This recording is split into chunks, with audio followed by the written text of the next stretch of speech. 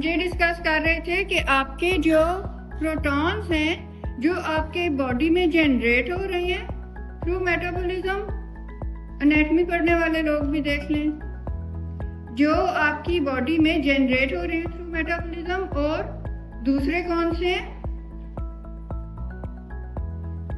जो आप फूड में भी ले रहे हो कुछ, ठीक है। अच्छा, तो वो सब क्या कर रहे हैं, वो आपके 80 मिली इक्विवेलेंट्स हो रहे हैं, ठीक है। आपके यूरिन में पीएच की रेंज क्या है, 4.5 to 8 इसकी रेंज है, ठीक है। अच्छा, और मैक्सिमम आप कितने प्रोटॉन्स 1 लीटर यूरिन में एक्सक्रीट कर सकते हैं गर्ल्स, कितने कर सकते हैं? 0.03, ठीक है। अच्छा, तो मैक्सिमम आप 0.03 पर लीटर एक्सक्रीट कर सकते हो। तो आप यूनिटरी मेथड से फिर निकाल सकते हो कि आपको 80 मिली इक्विवेलेंट पर डे एक्सक्रीट करने के लिए कितना यूरिन प्रोड्यूस करना पड़ेगा। मतलब 0.03 अगर 1 लीटर है तो 80 मिली इक्विवेलेंट्स जो है उसमें कितने लीटर पास करना पड़ेगा, 80 into 1 डिवाइडेड बाय 0.03, तो ये हो जाता है 2666 लीटर, ठीक है। इतना तो रैबिट्स भी नहीं यूरिन पास कर सकते, ठीक है ना। तो फिर इसका क्या बनता है, इससे हमें जान तो छुटानी है ना। आपने देखा है ना कि ये कितनी तबाही कॉज करता है, प्रोटॉन्स, जान छुटानी है। अच्छा, तो उसमें हम आ जाते हैं कि बफर्स पे, ठीक है। ये लॉक कर दें, ठीक है। पहले हम देख लेते हैं फॉस्फेट बफर, ठीक है। अच्छा, फॉस्फेट बफर में क्या है, डाइहाइड्रोजन फॉस्फेट है और मोनोहाइड्रोजन फॉस्फेट है। एसिड क्या है, डाइहाइड्रोजन फॉस्फेट। इसकी कॉन्जुगेट बेस क्या है, मोनोहाइड्रोजन फॉस्फेट, ठीक है। अच्छा, इसकी पीके क्या है, 6.8, ठीक है। अच्छा, तो ये आपकी एचएच इक्वेशन फिर आ गई। एचएच इक्वेशन क्या थी, pH is equal to pKa plus log of base over acid, ऐसे ही था ना। तो अब ये इसकी कॉन्जुगेट बेस है और ये एसिड है, ठीक है। अच्छा, ठीक है, ये मोनोहाइड्रोजन फॉस्फेट है और नीचे डाइहाइड्रोजन फॉस्फेट है, ठीक है।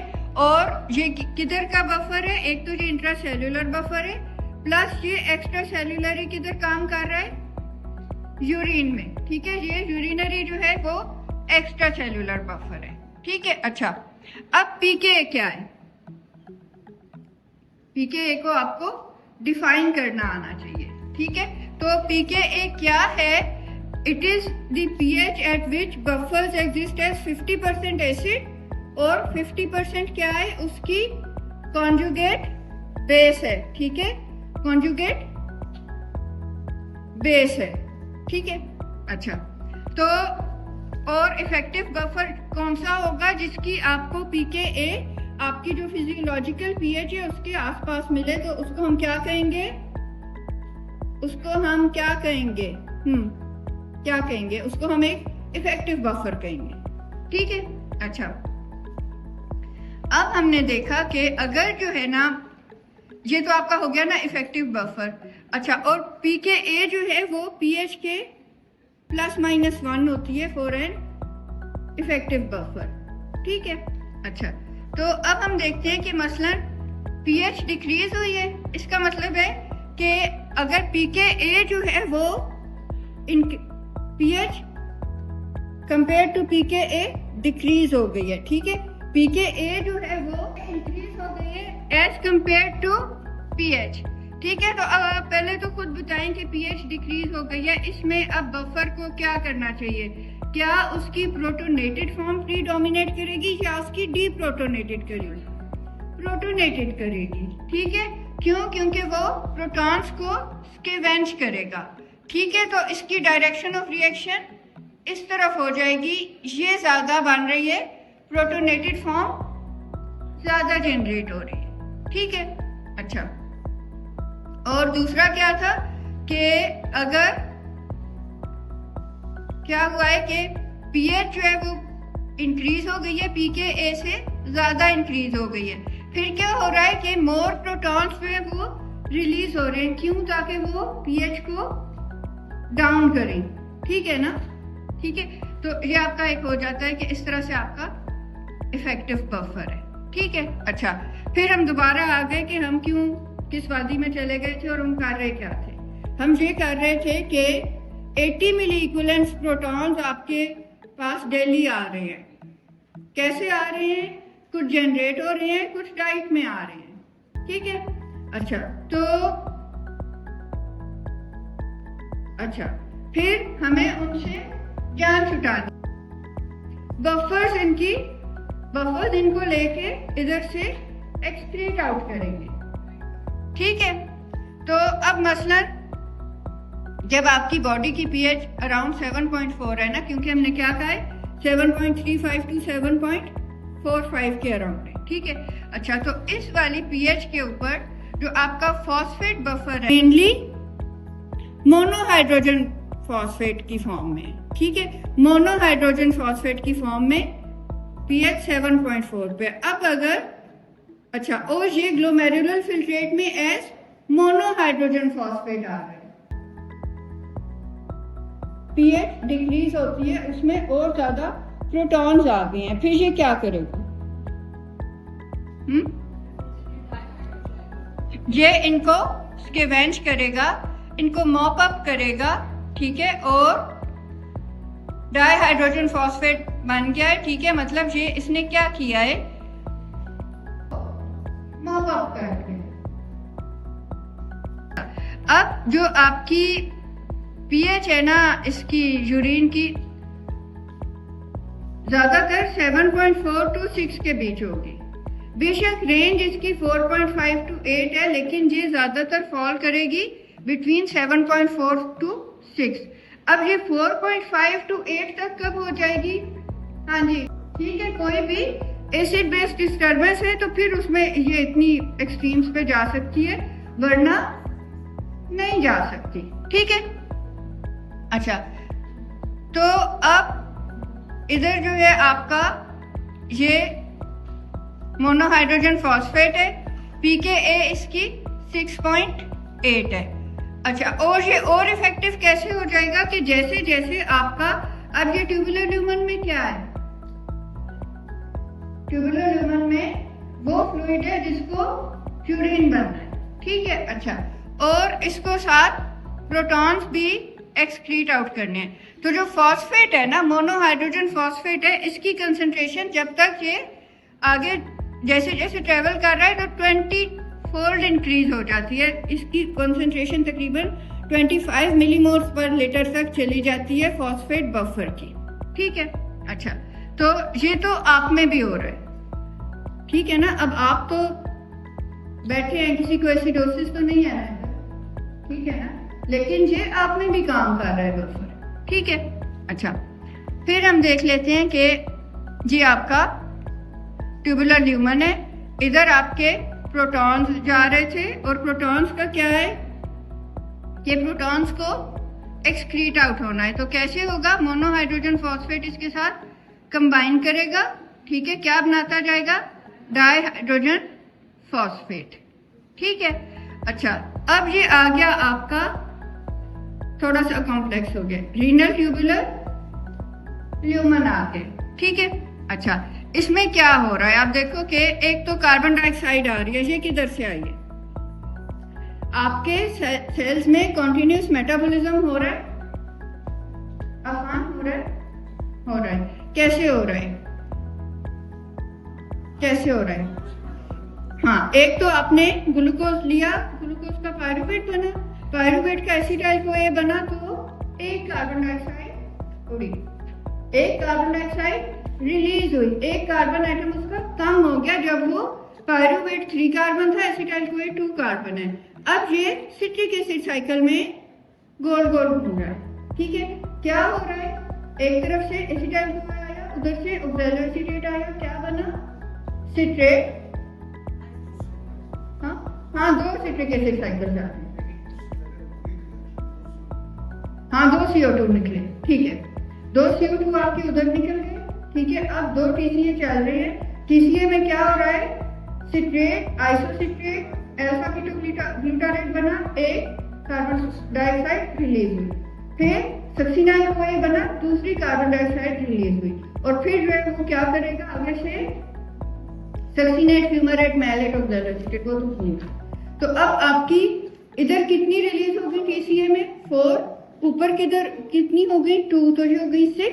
उसके अलावा जो HMP शंट भी चल रही है ना, उसका भी जो पहला रिएक्शन है ना ऑक्सीडेटिव, उसमें भी कार्बन डाइऑक्साइड रिलीज हो रही है, ठीक है। तो उसमें भी कार्बन डाइऑक्साइड रिलीज हो रही है, ठीक है। तो ये कितनी हो गई है अभी तक 7, और आपके हजारों TCA साइकिल चल रहे हैं, ठीक है। तो ये आपकी इसलिए कार्बन डाइऑक्साइड बहुत ज्यादा प्रोड्यूस हो रही है, ठीक है। अच्छा, तो कार्बन डाइऑक्साइड आई और इधर क्या हो रहा है, ये सोडियम भी आया है इसके ल्यूमन में और मोनोहाइड्रोजन फॉस्फेट आ गया है। लेकिन अब क्या है, मोनोहाइड्रोजन फॉस्फेट आ तो गया है, ये डिफ्यूज बैक नहीं हो सकता। क्यों? इसके सर पे सींग लगे हुए हैं, इसके सर पे एक चार्ज है, ठीक है ना। चार्ज मॉलिक्यूल्स को मेम्ब्रेन्स क्रॉस करनी, मोहम्मद मेम्ब्रेन्स क्रॉस करनी इजी नहीं होती चार्ज मॉलिक्यूल्स के लिए, ठीक है। तो अब ये तो इधर ट्रैप हो गए, ठीक है। अच्छा, उधर क्या हो रहा था, कार्बन डाइऑक्साइड एंड वाटर, ठीक है। ये क्या बनाते हैं, कार्बोनिक एसिड, ठीक है। और कार्बोनिक एसिड फिर डिसोसिएट होते हैं इनटू प्रोटॉन्स प्लस बाइकार्ब, ठीक है। अच्छा, अब आपकी बफरिंग तब तक नहीं हो सकती जब तक आप प्रोटॉन से जान ना छुटाएं, वो एक्सक्रीट आउट नहीं हो जाए, ठीक है। अच्छा, वो अब एक्सक्रीट आउट कैसे हो सकता है, अगर वो वाटर बन जाए तो वो तो आपकी बॉडी में ही रहेगा ना, तो वो तो आपकी उससे फिर बफरिंग तो नहीं हुई, उससे आपकी जान तो नहीं छूटी ना, ठीक है। तो इससे जान छुटानी है। अब ये क्या होता है कि बाइकार्ब वापस चला जाएगा, बाइकार्ब की रिक्लेमेशन हो जाएगी और सोडियम अंदर आया, उसके बदले कौन क्या है, हाइड्रोजन आयन ल्यूमन में चला गया है, ठीक है। तो अब it is not incorporated into water, ठीक है। ये एक इनकॉर्पोरेट हो गया, एक बफर आया आपका प्रोटॉन, ऊपर से आया मोनोहाइड्रोजन फॉस्फेट, ये गए यूरिन में, ठीक है। अच्छा, अब एक सवाल पैदा हो गया कि बाइकार्ब की रिक्लेमेशन हो गई है, ये आप में भी हो रही है, मतलब है कि इट इज हैपनिंग नाउ। तो फिर मेरा सवाल है, अगर आप लेने बैठ जाओ, मैं आपसे कहूंगी कि अच्छा ठीक है रिक्लेमेशन हो रही है, तो फिर आपको अल्कोलोसिस क्यों नहीं हो रहा?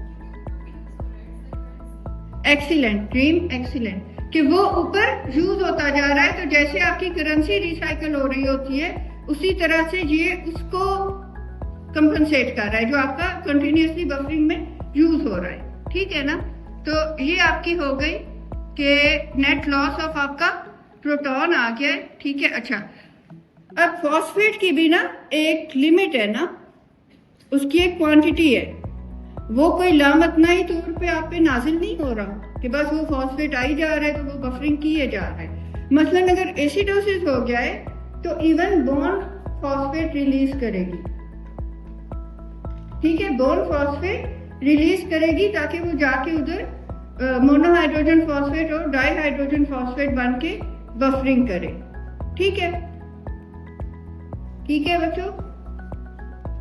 अच्छा, तो अब ये इधर से फॉस्फेट रिलीज होगा और ये इधर जाके बफरिंग करेगा। अब एक और सवाल पैदा हो गया, एक और सवाल पैदा हुआ है कि क्लोराइड जो है वो आपका प्रीडोमिनेंट एनायन है यूरेन में, तो ये क्यों नहीं बफरिंग कर रहा? एक्सीलेंट, ये स्ट्रॉन्ग एसिड है ना, HCl स्ट्रॉन्ग एसिड है, तो स्ट्रॉन्ग एसिड बफरिंग नहीं करते, ठीक है। तो ये ऐसे ही जा रहा है, ठीक है। अच्छा, अब फॉस्फेट इंट्रासेलुलर बफरिंग भी कर रहा है, ठीक है। कैसे कर रहा है कि मसलन अगर किसी भी मेटाबॉलिक प्रोसेस की वजह से सेल्स में H ज्यादा जनरेट होगी, ठीक है, तो ये क्या करेगा, मोनोहाइड्रोजन फॉस्फेट क्या करेगा, इनको मॉप अप करेगा, ठीक है, और क्या बनता जाएगा, डाईहाइड्रोजन फॉस्फेट, ठीक है। अभी आप देखें कि पीएच नीचे गई हुई है ना, ठीक है। अब उसने मॉप अप कर लिए और पीएच जो है उसको उसने नॉर्मल कर दिया, ठीक है, नॉर्मल हो जाएगी, ठीक है। अच्छा, अब अगर पीएच इंक्रीज हो गई है, इंट्रासेलुलर पीएच इंक्रीज हो गई है, ठीक है, तो फिर ये क्या करेगा? हाँ जी, ये रिलीज करेगा प्रोटॉन। अब जो इसकी डाइहाइड्रोजन फॉस्फेट वाली फॉर्म है वो प्रोटॉन्स को रिलीज करती जा रही है ताकि पीएच जो है वो फिर से डाउन होके नॉर्मल हो जाए, ठीक है। तो ये तो आपका हो गया फॉस्फेट बफर, ठीक है। अब इसके बाद आपको मैं ब्रेक दे रही हूँ 2 मिनट की, फिर हम करेंगे। En la radio hay un pollito, en la radio hay un pollito, y el pollito pío, el pollito pío, el pollito pío, el pollito pío, el pollito pío, el pollito pío. En la radio hay una gallina, en la radio hay una gallina, y la gallina con el pollito pío, el pollito pío, el pollito pío, el pollito pío, el pollito pío. En la radio hay también un gallo, en la radio hay también un gallo, y el gallo cocorocó y la gallina co, y el pollito pío, el pollito pío, el pollito pío, el pollito pío. En la radio hay un pavo, en la radio hay un pavo, y el pavo glu glu glu, y el gallo cocorocó y la gallina co, y el pollito pío, el pollito pío, el pollito pío. En la radio hay una paloma, en la radio hay una paloma, y la paloma ru, el pavo glu glu glu, el gallo cocorocó y la gallina co, el pollito pío, el pollito pío, el pollito pío, el pollito pío. En la radio hay también un gato, en la radio hay también un gato, y el gato miau, la paloma ru, el pavo glu glu glu, el gallo cocorocó, la gallina co, el pollito pío, el pollito pío, el pollito pío. En la radio hay también un perro, en la radio hay también un perro, y el perro guau guau, el gato miau, la paloma ru, el pavo glu glu glu, el gallo cocorocó, la gallina co, el pollito pío, el pollito pío, el pollito pío, el pollito pío. En la radio hay una cabra, en la radio hay una cabra, y la cabra me, el perro guau guau, el gato miau, la paloma ru, el pavo glu glu glu, el gallo cocorocó, la gallina co, el pollito pío, el pollito pío, el pollito pío. En la radio hay un cordero, en la radio hay un cordero, y el cordero me, la cabra me, el perro guau guau, el gato miau, la paloma ru, el pavo glu glu glu, el gallo cocorocó, la gallina co, el pollito pío, el pollito pío, el pollito pío, el pollito pío. En la radio hay una vaca, en la radio hay una vaca, y la vaca mo, el cordero pe, la cabra me, el perro guau guau, el gato miau, la paloma ru, el pavo glu glu glu, el gallo cocorocó, la gallina co, el pollito pío, el pollito pío, el pollito pío, el pollito pío, el pollito pío. En la radio hay también un toro, en la radio hay también un toro, y el toro mu, la vaca mo, el cordero pe, la cabra me, el perro guau guau, el gato miau, la paloma ru, el pavo glu glu glu, el gallo cocorocó y la gallina co, el pollito pío, el pollito pío, el pollito pío, el pollito pío. En la radio hay un tractor.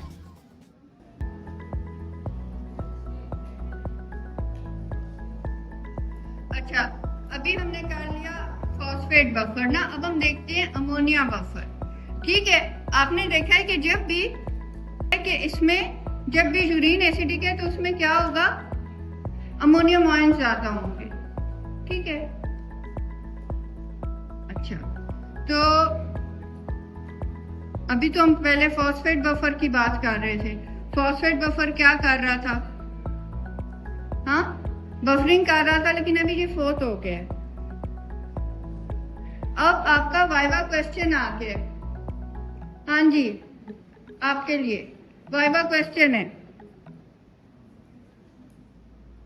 Viva question है कि एक patient है, उसको chronic kidney disease है, ठीक है। अच्छा, chronic kidney disease है तो उसमें कौन सा बफर बफरिंग कर रहा है? हाँ जी, यस, कौन सा बफर बफरिंग कर रहा है? फॉस्फेट बफर बफरिंग नहीं कर रहा, फॉस्फेट बफर एग्जॉस्ट हो गया, फोर्थ हो गया, क्योंकि वो आपकी सारी बोन्स को तो नहीं खाली कर सकता ना, एक हद तक वो करेगा, फिर वो कहेगा कि अच्छा अब मेरी बात हो गई है कि जाए बाहर में जाए, ठीक है ना। तो फिर जो है आपका जो भी क्रॉनिक जैसे है ना कोई केस है तो उसमें आपका अमोनिया बफर, ठीक है, अमोनिया बफर काम कर रहा है, ठीक है। फॉस्फेट बफर एग्जॉस्ट हो गया, अमोनिया बफर आ गया है, ठीक है, और अमोनिया बफर क्या कर रहा है, ठीक है, NH4+ जो है उसको ये किधर भेज रहा है, यूरिन में भेज रहा है। ठीक है, तो अच्छा इधर पे क्या हो रही है, प्रोटॉन की सिक्रीशन, आप इसको सिक्रीशन को एक्सक्रीशन को जो आपका दिल है, ठीक है, और बाइकार्ब की रिक्लेमेशन हो रही है। ठीक है, उसी तरह से क्या हो रहा है कि प्रोटॉन्स लॉस्ट हो रहे हैं, बाइकार्ब ब्लड में जा रहा है, प्रोटॉन्स यूरिन में जा रहे हैं। ठीक है, तो ये आपका अमोनिया बफर कर रहा है। ठीक है, अच्छा लेकिन आप तो डॉक्टर बन रहे हो ना, बन रहे हैं। अच्छा आप लोग डॉक्टर बन रहे हैं तो आपको तो पूरी बॉडी को देखना है। ठीक है, अब मसलन आप लोगों में तो चलो अमोनिया बफर काम कर रहा है, अब अगर किसी को एसिडोसिस है, ठीक है, तो आपने कभी सोचा है, हाँ कभी आपने ये गौर किया है कि आपके यूरिया साइकिल में भी एक प्रोटॉन बनता है, एक यूरिया साइकिल जब चलता है तो उधर एक प्रोटॉन जनरेट होता है। कभी आपने इस चीज पे गौर किया है? देखो जब क्या होता था यूरिया साइकिल में, कार्बन डाइऑक्साइड आती थी, उधर से अमोनिया आती थी, कार्बामाइल फॉस्फेट बनता था, कौन बनाता था, CPS1 बनाता था, फिर गोल गोल कौन घूम के आता था, ऑर्निथीन आता था। ठीक है, ऑर्निथीन जो है उसके साथ CPS कार्बामाइल फॉस्फेट के साथ कंबाइन होके क्या बना देता था, सिट्रुलिन क्या करती थी, बाहर आ जाती थी माइटोकॉन्ड्रिया से, उसको कौन उधर मिलता था, एस्पार्टेट मिलता था, एस्पार्टेट क्या बना देता था, आर्जिनिनो सक्सिनेट। ठीक है, आर्जिनिनो सक्सिनेट में से फिर उसका फ्यूमरेट निकल जाता था तो वो क्या बन जाता था, आर्जिनिन। और आर्जिनिन जो है, आर्जिनेस क्या करता था,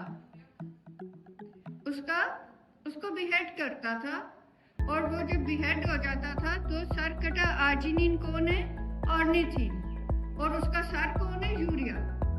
मतलब आर्जिनिन को जो उसने ग्वानिडो ग्रुप हाइड्रोलाइज कर दिया है, रिलीज कर दिया है, तो वो यूरिया बन गया। ठीक है, लेकिन इस सब में अब ये आप में कॉन्टिन्यूस चल रहा है ना, ठीक है, और इधर एक प्रोटॉन भी जनरेट हो रहा है। ठीक है, अच्छा अब अगर आप में ये जनरेट हो रहा है तो कोई मसला नहीं, कोई मसला नहीं, लेकिन अगर कोई एसिडोसिस का पेशेंट है तो उसमें अब देखो ये एक ही तो नहीं चल रहा ना, ये तो कंटिन्यूस चल रही है यूरिया साइकिल, हजारों यूरिया साइकिल चल रही है, और वो हजारों अमोनिया से जान छुटा रहे हैं। तो लेकिन अगर वो हजारों फिर HOS भी इसका मतलब है जनरेट करने लग जाएंगे, जब वो जनरेट करने लग जाएंगे तो आपको तो पहले ही मुसीबत आई हुई है, तो उसमें क्या होगा कि इसका बैलेंस टुवर्ड्स ग्लूटामीन शिफ्ट हो जाएगा, यूरिया साइकिल चलना थोड़ा सा स्लो डाउन हो जाएगा। और ग्लूटामीन कौन होती है, ठीक है, ग्लूटामीन ने क्या उठाया होता है, ठीक है, ये आपके यूरिया साइकिल में प्रोटॉन जनरेट हुआ है। ठीक है, और फिर प्रोटॉन जो हैं वो क्या कर रहे हैं, इंक्रीज कर रहे हैं सिस्टेमिक प्रोटॉन्स को। ठीक है, तो अब जो है यूरिया साइकिल जो है वो थोड़ा स्लो डाउन हो गया है, और जो हमने नाइट्रोजन से भी तो जान छुटानी है ना, ठीक है ना, वरना वो क्या करती है, अमोनिया बन के आपके ब्लड ब्रेन बैरियर में क्रॉस कर जाती है, और उधर जाके क्या करती है, TCA साइकिल को बंद कर देती है। कैसे करती थी, TCA साइकिल में क्या हो रहा होता था, हाँ जिधर वो अल्फा कीटोग्लूटारेट बन रहा होता था उसका ग्लूटामेट बनाती थी, और फिर उसका ग्लूटामीन बना देती थी। ग्लूटामेट एक्साइटेटरी न्यूरोट्रांसमीटर था, उसकी डिप्लीशन हो जाती थी, और उसके अलावा गैबा भी सेंसिटाइज होता था क्योंकि इनहिबिटरी ट्रांसमीटर है। ठीक है, तो वो बंदा शट डाउन होने लग गया ना, प्लस वो सेरेब्रल एडिमा भी करती थी, माइटोकॉन्ड्रियल कोर्स भी करती थी। ठीक है ना, तो लेकिन अभी जो है हमने क्या किया है कि यूरिया साइकिल जो है वो अब थोड़ा सा स्लो डाउन हो गया है, ग्लूटामीन ज्यादा बन रही है, और स्लाइट फॉल हो गई है हेपेटिक जो प्रोटॉन्स प्रोड्यूस हो रहे थे उसमें। ठीक है, अच्छा अब एक और सवाल पैदा हो गया है, ग्लूटामीन कैसे बनी है? हाँ, ग्लूटामीन ऐसे बनी है कि अल्फा कीटोग्लूटारेट ने पहले एक ये इधर से अमोनिया उठाइए, अमीनो ग्रुप उसमें लग गया है तो वो बन गया है ग्लूटामेट, ठीक है। और फिर जो है वो उसने दूसरा उठाया है तो वो बन गई है ग्लूटामीन। तो ग्लूटामीन जो है मतलब आपने देखा है कि क्या होता है, इम्पोस्टर सिंड्रोम होता है। तो ग्लूटामीन जो है ना मतलब अमोनिया को भी इम्पोस्टर सिंड्रोम है, वो क्या बन के फिरती है, हाँ मतलब वो मसल में एलानिन बन के फिर रही है और ब्लड में वो ग्लूटामीन बन के फिर रही है, हालांकि वो अंदर से अमोनिया है, ठीक है। तो उसको लेकिन शौक है कि मैं कुछ और बन के दिखाऊं, मैं कुछ और बनूं, जैसे कुछ लोगों को भी ये सिंड्रोम होता है। तो इसी तरह से आपकी ग्लूटामीन को भी ये सिंड्रोम है। तो अब ये ग्लूटामीन क्या कर रही है, ये नाइट्रोजन छुपा के जा रही है ना, ठीक है। लेकिन ये चीजें इतनी सिंपल नहीं है, ठीक है ना। अच्छा अब हम आगे देखेंगे। अच्छा आपके पास ये जो अमोनिया बफर है ना उसकी pKa 9.8 है, ठीक है। अच्छा इसकी जो ऊपर जो बेस है वो NH3 है और नीचे NH4 प्लस है, ठीक है। ये इसका बफर पेयर है, ठीक है। अच्छा तो अब आप देखें कि ये बफर पेयर है, ठीक है। और pH मसलन आपकी कितनी है, 7.4 है, ठीक है। तो अगर ये 7.4 या उससे बिलो pH है तो ये इसकी कौन सी फॉर्म प्रीडोमिनेट करेगी, मतलब मेरा कहने का है कि अगर एसिडिक pH है तो इसकी कौन सी फॉर्म प्रीडोमिनेट करेगी, NH4 प्लस, क्योंकि इसने मॉप अप किया होगा प्रोटॉन, ठीक है। अच्छा तो अब आप देखेंगे ये हम आ गए हैं किडनी में, ठीक है। अब किडनी में वही काम चल रहे हैं, कार्बन डाइऑक्साइड बन रही है। कार्बन डाइऑक्साइड जो है वो आगे से कार्बोनिक एनहाइड्रेट उसको कार्बोनिक एसिड बना रहा है, वो डिसोसिएट हो रहा है इनटू प्रोटॉन और बाइकार्ब, ठीक है।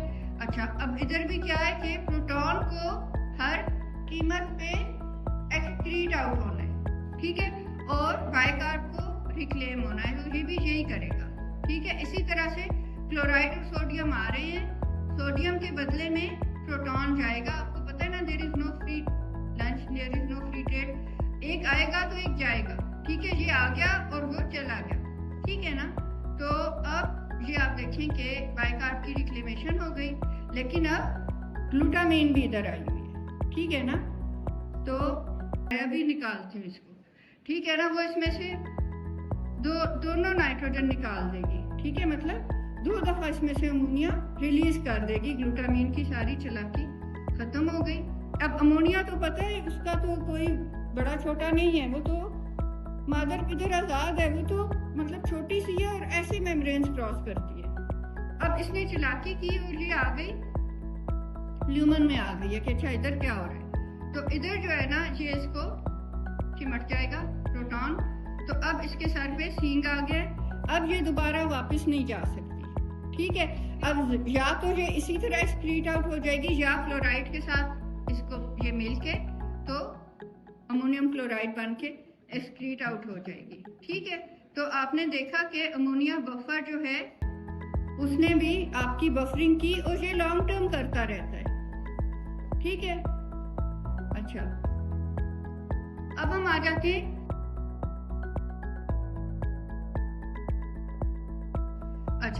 जाते हैं हीमोग्लोबिन बफर पे, ठीक है। अच्छा हीमोग्लोबिन जो है ना आपकी 29% बफरिंग कर रही है, ठीक है। अच्छा अब लेकिन ये अकेले नहीं कर सकती, ये भी कोलैबोरेट कर रही है बाइकार्ब बफर के साथ, ठीक है। ठीक है, आपने देखा कि उधर भी जो आपकी किडनी में हो रहा था तो उसमें भी अमोनिया के साथ भी बाइकार्ब आ रहा था ना, जो फिर बाइकार्ब रिक्लेम भी हो रहा था उधर, और इसी तरह फॉस्फेट के साथ भी बाइकार्ब आ रहा था, तो इधर भी बाइकार्ब है, लेकिन ये ज्यादा ही उससे कोलैबोरेट कर रही है। फिर से आपकी आ गई HH इक्वेशन, ठीक है। अब जो पहली दफा एसिड बेस पढ़ रहे हैं ये उनको भी आ जाएगा कि HH इक्वेशन जो है उसमें क्या है, pH is equal to pKa plus log of base over acid, ठीक है। इससे आपको पता चल जाता है कि अगर बेस इंक्रीज्ड है तो इसका क्या मतलब है, pH इंक्रीज्ड है, क्योंकि वो न्यूमरेटर में है। अगर एसिड इंक्रीज है तो पीएच डिक्रीज है क्योंकि वो डिनोमिनेटर में है, ठीक है। अच्छा, तो ये आपकी आ गई pH is equal to pKa plus log of. अब हमने क्या कहा था कि कॉन्जुगेट बेस कौन बनता है? जो प्रोटॉन दे देता है। और कॉन्जुगेट एसिड कौन होता है? जिसके पास प्रोटॉन होता है। तो अब हीमोग्लोबिन के केस में हम Hb माइनस और HHB लिख सकते हैं क्योंकि हमने इसका एसिड बेस बनाना है ना, ठीक है। तो हमने जिसने प्रोटॉन दे दिया इसको हमने Hb माइनस लिख लिया और जिसके पास प्रोटॉन है उसको हमने HHB लिख लिया, ठीक है। अच्छा, तो वो मतलब हम उसको एज एसिड ट्रीट कर रहे हैं, ठीक है। अच्छा, अब आपने देखा कि वही बात के हर जगह पे क्या जनरेट हो रही है? कार्बन डाइऑक्साइड जनरेट हो रही है ना, ठीक है। ये तो आपके नॉर्मल सेल्स की बात है ना कि दो कार्बन डाइऑक्साइड किधर जनरेट हो रही है फॉर एवरी जो भी ग्लाइकोलाइसिस हुआ है तो उसमें जब पायरुवेट एसिटाइल कोए बना है दो कार्बन डाइऑक्साइड उधर जनरेट हो रही है। फिर जब दो टीसीए साइकिल चले हैं तो 4 उधर जनरेट हो रही है, टोटल 6 होगी। फिर एचएमबी शंट में भी हर उसका जो ऑक्सीडेटिव रिएक्शन है उसमें 1 हो रही है। लेकिन आरबीसी में क्या हो रहा है? क्या आरबीसी में इतनी कार्बन डाइऑक्साइड जनरेट हो रही है? नहीं हो रही। ना तो उधर माइटोकॉन्ड्रिया ही नहीं है अफान, ना तो उधर पायरुवेट का एसिटाइल कोए बन रहा है, ना उधर टीसीए साइकिल चल रहा है। उधर एक ही चीज है जो साइटोप्लाज्म में चल रही है और वो क्या है? लेकिन ग्लाइकोलाइसिस में तो कोई कार्बन डाइऑक्साइड रिलीज नहीं होती ना। एचएमबी शंट में उधर सिर्फ 1 हो रही है, बाकी हर जगह पे जितने साइकिल चल रहे हैं उधर 7 हो रही है, ठीक है। तो आप देखें कि अब इधर इसका क्या मतलब है कि कंसंट्रेशन ग्रेडियंट जो है वो किस फेवर में। अब मसलन मैंने ये पर्पल बनाया है आपको ताकि आप अप्रिशिएट करें कि ये वीनस ब्लड है, ठीक है। अच्छा, अब इधर क्या होगा? आप पहले खुद बताओ कि देखो इधर एक कार्बन डाइऑक्साइड जनरेट हो रही है और जो इसके सराउंडिंग टिश्यूज है उसमें बहुत ज्यादा जनरेट हो रही है। मतलब हर साइकिल में हर एक सेल में कितने साइकिल चल रहे हैं, ठीक है। तो उसमें 7 जैसे जनरेट हो रही है, मतलब उसमें काफी ज्यादा जनरेट हो रही है। अब क्या होगा खुद बताएं? क्या carbon dioxide down concentration gradient RBC में जाएगी? जाएगी, ठीक है। अब वो जाएगी तो उसमें कोई बायर निकलेगा। बायर कौन निकलेगा?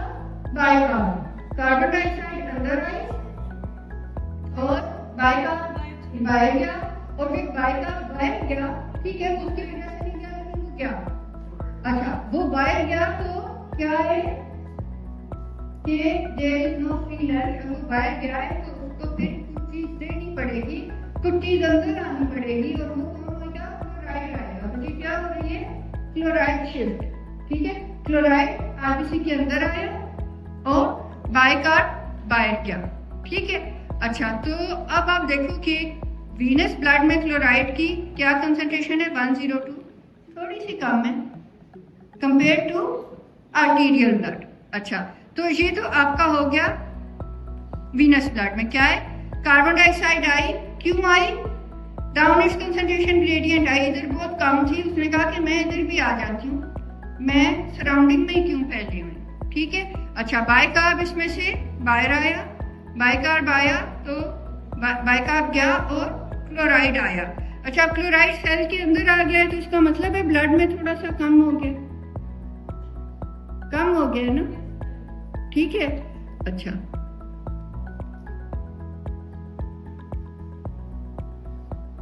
अच्छा, दूसरा है कि जब ये लंग्स में गई है, ठीक है, लंग्स में ये क्या करेगी? प्रोटॉन को छोड़ देगी, ऑक्सीजन को ले लेगी, ठीक है। और इधर से अब देखें कि कार्बन डाइऑक्साइड कॉन्टिन्यूसली रिलीज हो रही है, तो ये जो इसका रिएक्शन है वो इस डायरेक्शन में चलेगा और बायकार्ब अंदर आ रहा है, ठीक है। अच्छा, अब बायकार्ब इन आ रहा है तो किसको बाहर जाना है? क्लोराइड, ठीक है। तो इसको हम क्या बोलते हैं कि ये हैमबर्गर इफेक्ट है, ठीक है। और जब इसने प्रोटॉन छोड़ के ऑक्सीजन को पिक कर लिया है तो वो क्या है? हेल्डेन इफेक्ट है, ठीक है। तो ये आपने 2 इफेक्ट्स पढ़ लिए, हैमबर्गर ये कार्बोनिक एनहाइड्रेस या डिहाइड्रेटेस एक ही चीज के दो नाम है, ठीक है। ये किधर किधर चल रहा है आपके पास, रीनल ट्यूबुलर सेल्स में भी और एरिथ्रोसाइट्स में भी, ठीक है। ये आपका, ठीक है, जो क्या हो रहा है, प्रोटॉन एक्सक्रीट आउट हो रहा है, पाई का रिक्लेम हो रहा है, ठीक है। तो ये आपने देख लिया कि ये आपका हो गया हीमोग्लोबिन बफर सिस्टम। अभी कोई क्वेश्चंस?